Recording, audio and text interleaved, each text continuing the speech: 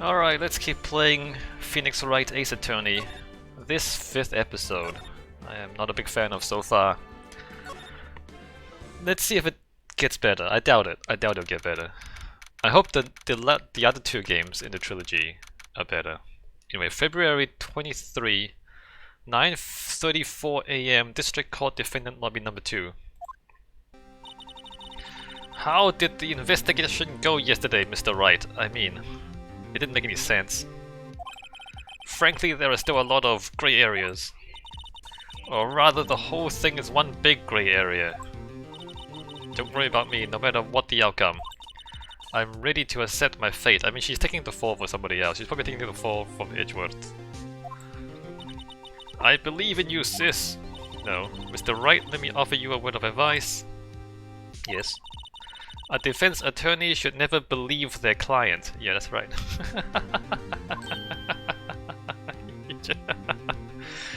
Why are you surprised? Because you're stupid, that's why. You don't believe them. Either you know or you don't know. You don't believe. The defendant is called to trial because they are suspected of wrongdoing. Never forget that. Mr. Sky, you remind me a lot of Mia. But there is one decisive difference between you and her. And that is, you're not a defense attorney. I believe it's almost time for the trial. Good luck, Mr. Wright. My first trial without a Fae helping me. No one's going to bail me out this time. I'll be alone in there, so I have to discover the truth all by myself. Let's do it, Mr. What are you doing here? Why? No, why are you here? Why are you here? You're not allowed to be in court. February 23, 10 AM, District Court, courtroom number 9.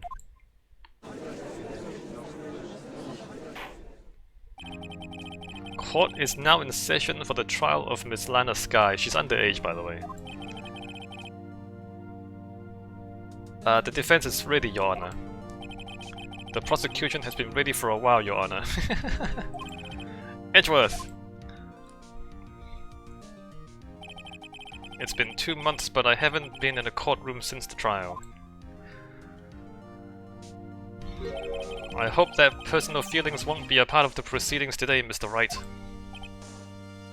They won't be, I don't have feelings.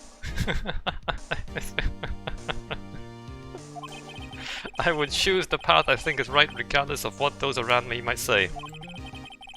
The judgment to be made here is in our hands, not those of anyone else. No, there's the evidence. Very well, Mr. Edgeworth, your opening statement, please. Chief Prosecutor Lana Sky has committed an unpardonable crime. Not only this, but she was rash enough to commit it in the prosecutor's office lot.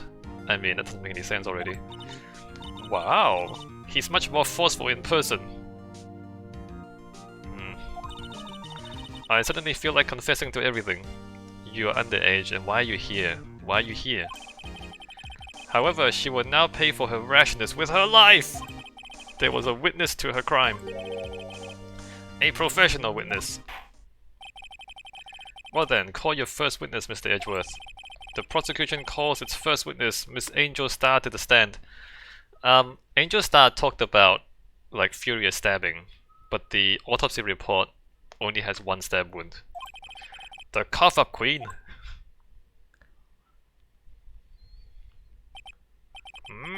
Haven't I seen you somewhere? You know, can we just... Yeah, can I have that? You ordered a caviar lunch, right? Oh ho ho, caviar! I've never eaten caviar before. The judge is really whooping it down. I mean, I'd take it. Ah, and for you, I have a fiesta bowl. Oh, nice. Thanks. No, take it. Will the witness state her name and profession? Ah, and you, sir.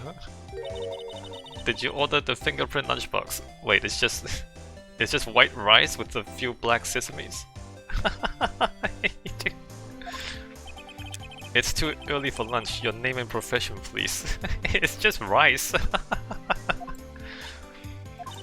Well, Your Honor, how does it taste? So this is why everyone raves about caviar. It's so tasty, it hurts! I always thought caviar would taste like pickled tapioca. Why would it taste... Why would it... What the heck does pickled tapioca taste like? Why would it taste like that? Name, profession now. No, you should... We should take a break, have lunch. Me? The name is Angel Starr, don't go forgetting it. I find myself running Lunchland these days. Is that what you wanted me to say, Mr. Edgeworth? Very well, witness. Please describe the incident to us. The prosecution will wait! I'm not finished eating. Yeah, that's right. Let's just take a break. 5-minute recess. We're eating lunch. Hurry it up. Very well, Mr. Edgeworth. As you know, we usually call on the police to provide a description of the crime.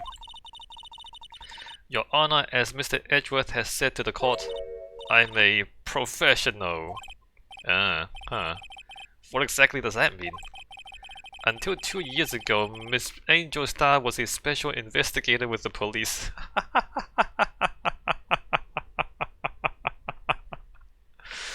She went from a special investigator for the police to lunch lady.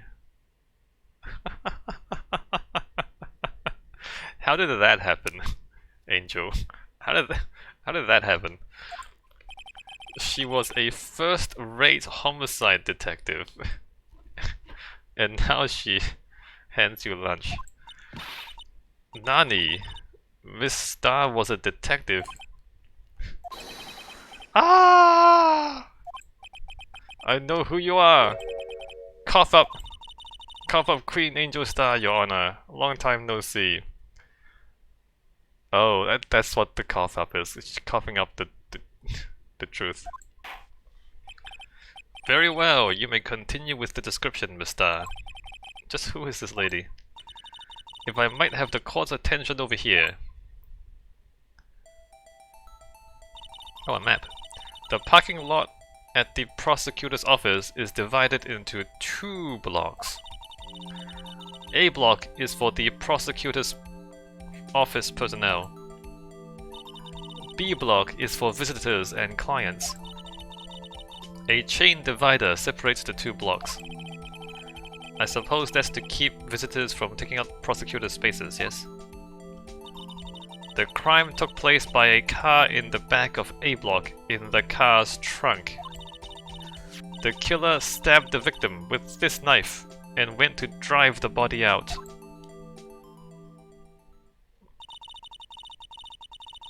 How would she drive the car? It's not her car. It's Edgeworth's car.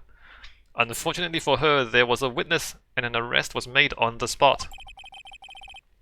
And who was this valiant witness? Why, it was me, Your Honor. Parking lot floor plans added to the court record. Witness, did you see the very moment of the crime? Okay, before I do that. The parking lot with Edgeworth's car. Can slide it around a bit. Telephone. There's a war here. Telephone. So if somebody goes to the telephone, you can't see it from the other side. The security room can't see this car. This is like the most useless security room. So okay, there's a war here. You can't see the telephone from that side, you can't see the car from the security room. That's important. And if you don't know what this is, if you haven't figured that out, this is like a filing cabinet for cars. I was trying to think of a better way of saying it. It's like a filing cabinet for cars. Basically because Japan, like, especially Tokyo, is so crowded. To save space, instead of like having cars lined up like this, you like put them into a rack. Like this is the rack up here, and then you like kind of slide the cars into the rack to save space. Anyway, so like this is like an elevator thing. It kind of lifts up and down and then slides things into place.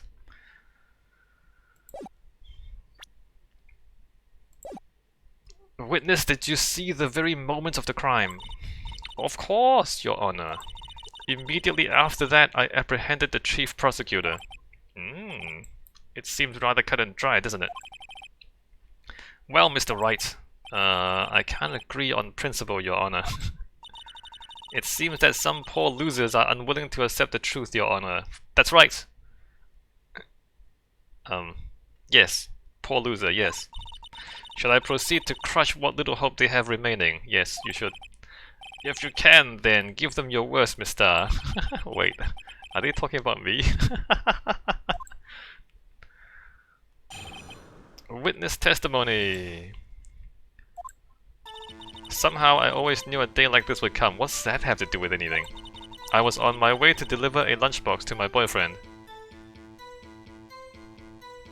Oh, she knew a day like this would come. She's getting revenge, I guess. I was on my way to deliver a lunchbox to my boyfriend. When I sensed something, perhaps it was my finely honed detective's intuition at work. Through the wire fence, I saw the chief prosecutor standing next to a garage car. The chief prosecutor was holding a knife in her right hand.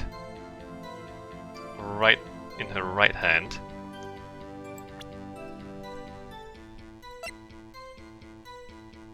No prints. Right hand. Then she thrust the pointy tip of the knife into Detective Goodman's chest. Bringing a lunchbox to your boyfriend, how touching. As you can see, there's no room for doubt. The key point of your testimony seems to be nothing other than the point of the knife, which you saw being stabbed into Detective Goodman. So how does it feel to be so utterly crushed? I'm still thinking about that. It's merely a flesh wound, Mr. Wright. Very well, Mr. Wright, you may cross-examine the witness.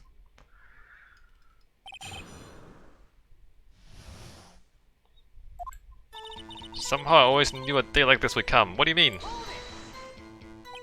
How did you know? I respect the prosecutor's basic abhorrence of crime. Yet their methods are ugly and twisted. Twisted methods will always lead to tragedy. The lunch lady's uninformed opinion is duly noted. Twisted prosecutors. Given that they are used to erasing inconvenience evidence at their whim. Killing off a detective that knew too much is merely an extension of that. Miss Starr, do you have something personal against prosecutors? I felt that I had found my dream job when I became an investigator. And if I hadn't been laid off by those prosecutors over there, I'd still be one. Ah, motive. Laid off? She was fired. To me, prosecutors are nothing more than worms. Ah, motive. That said, I'm a pro. As you know, my testimony is unbiased and flawless. Very well, you may continue, Miss Starr. I was on my way to deliver a lunchbox to my boyfriend.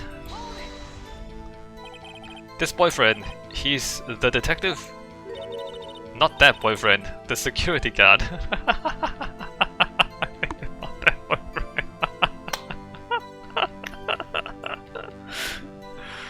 Oh, that's so good.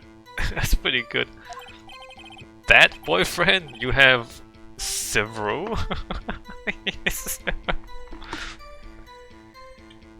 You have several. Yes, this boyfriend, that boyfriend, and the other boyfriend.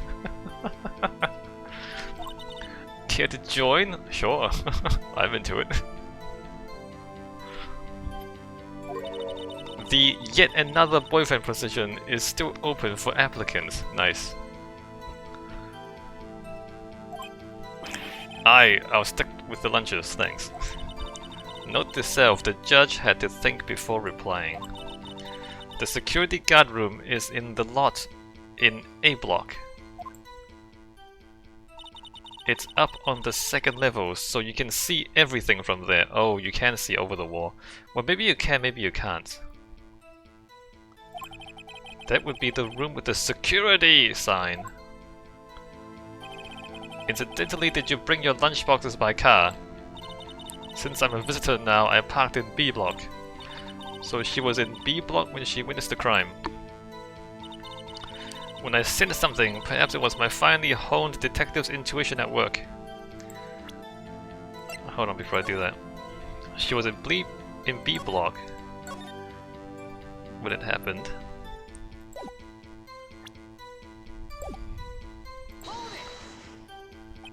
You sensed something? So you're saying you had a premonition of the murder? It felt like, how would you say? Oh yes, it was like the feeling you get when you spew a pumpkin chock full of seeds. What? I have no idea what that means. Speaking of a detective's intuition, wasn't the victim, Mr. Bruce Goodman, also a detective? Yes, well, he was like a young cheese. A young cheese. A pale white cheese not yet tangy with the experience on the streets. A greenhorn. Then I must be hard yellowed and sharp as a tack. Hold on. Is he really new? I can't see it there.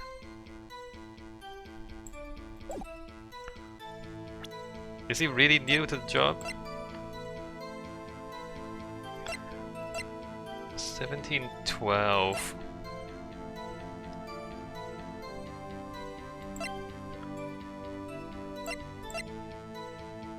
$5.18. $5.15 is when he was stabbed. Yeah, with the odor of an old cheese to match. In any case, there in the lot I felt something stirring in the back of my mind. Through the wire fence I saw the chief prosecutor standing next to a garage car. By garage car you mean Mr. Edgeworth's car, yes. Mr. Edgeworth's? Incidentally, the knife with which the victim was stabbed was also Mr. Edgeworth's. Wasn't it? Indeed it was. What an odd case this is. And the person you saw, you sure it was the defendant? I saw her from no further than 30 feet away. I'm certain it was her. If she's telling the truth, we're doomed. Let's just do what we can, even if we don't have any proof. We can always nitpick. Witness! In your testimony you clearly stated the following. Prosecutors are nothing more than worms, ergo. You are a biased witness. You might want to keep those silly opinions to yourself in the future, rookie. Ah, rookie. Unless you are willing to risk the consequences of doubting me. Sure, I'm gonna risk it. I'll fry you like a fritter, crispy on the outside, chewy on the inside. I'm kind of already like that. That was inspiring. I believe I've heard that tagline elsewhere. You could cry plagiarism. I may be relegated to the lowly post of lunch lady, but my instincts are honed. A photograph! You took this? The moment I witnessed the crime, my reflexes took over and snap, I took a picture. In fact, one of my lunchboxes is rigged with the camera. That's the weirdest thing. I suppose that's more exciting than just hanging it around your neck. Witness! Why am I only seeing this photograph just now? You think I'd show it to you? A prosecutor? Think again. Exclamation. My boyfriend works in the photography division of criminal affairs. Well, this is most certainly the defendant. Crime photo added to the court record. Oh, and that is unmistakably Alana Skye. So what was the defendant doing at the time? The chief prosecutor was holding a knife in her right hand.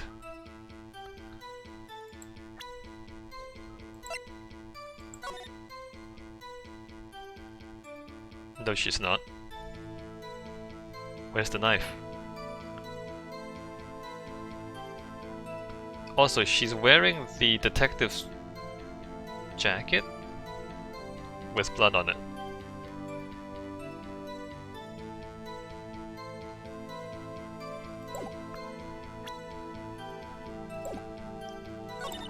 Then she thrust the pointy tip of the knife into Detective Goodman's chest.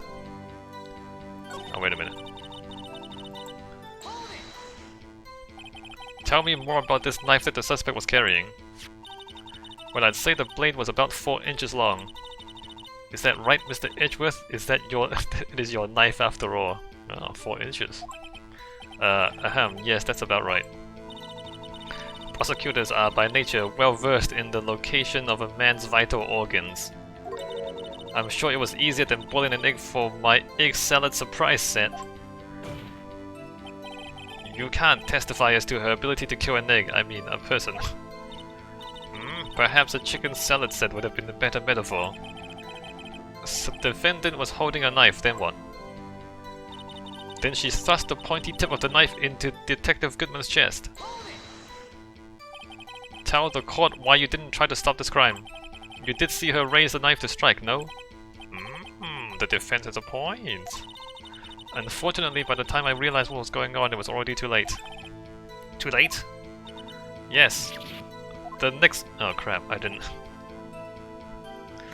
I misclicked. It's only a flash of minutes to the right we can make it.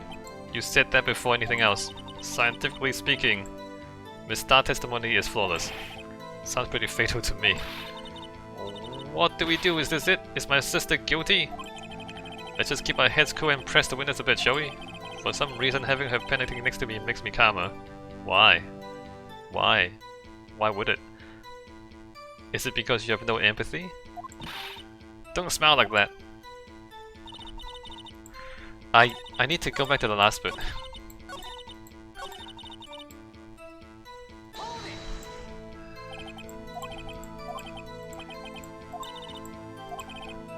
Too late? Yes, the next moment, the chief prosecutor brought down the murder weapon. Oh, it's not the detective's jacket, it's her jacket. I see.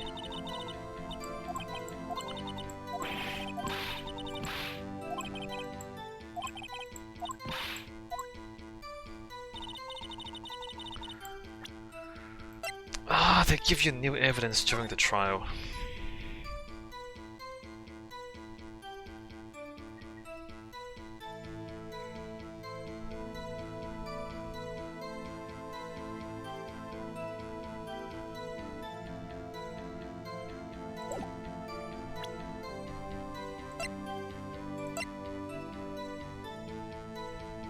His wallet was on the other side of the wall for some reason.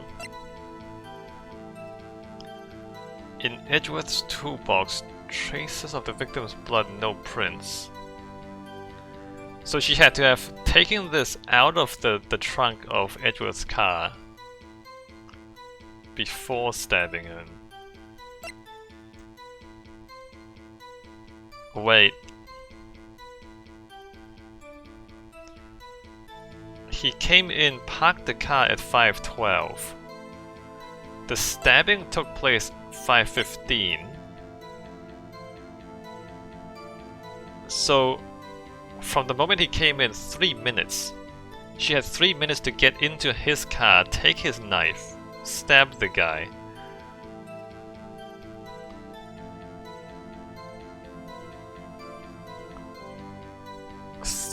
Is that plausible? Is that the problem here?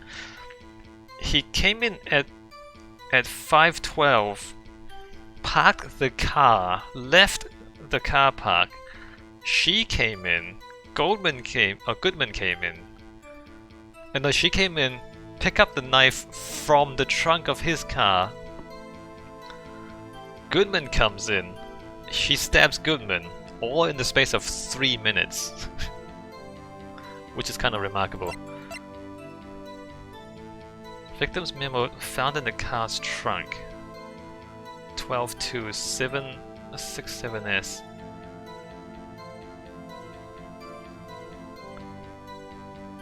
Unless it's upside down, it could be 221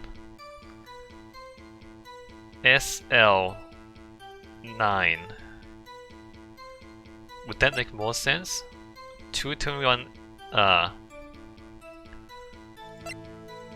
it makes more sense upside down.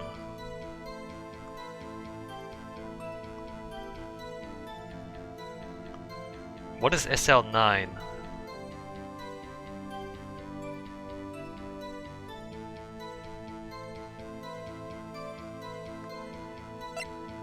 Because 221 is the day he died. Yeah, you see that?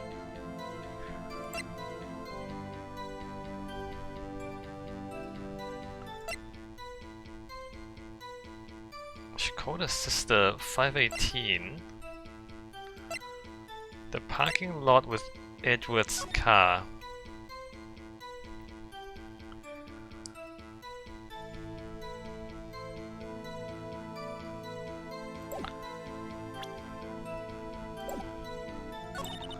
On my way to deliver a lunchbox to my boyfriend.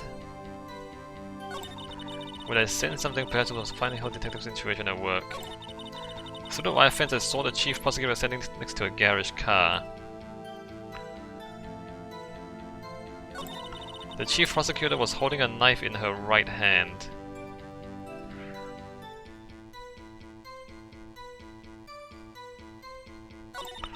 Then she thrust the pointy tip of the knife into Detective Goodman's chest.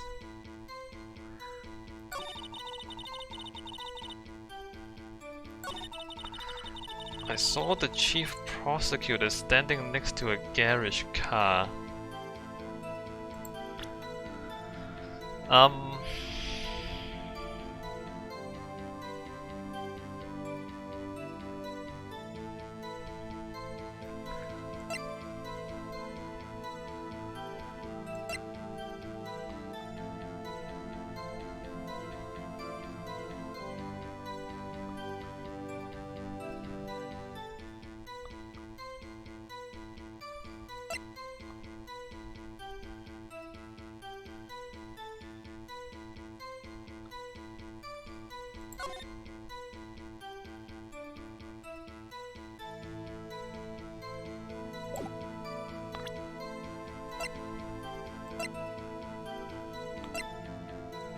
Death due to loss of blood, 1 knife wound. Died within an hour and a half of 4 PM.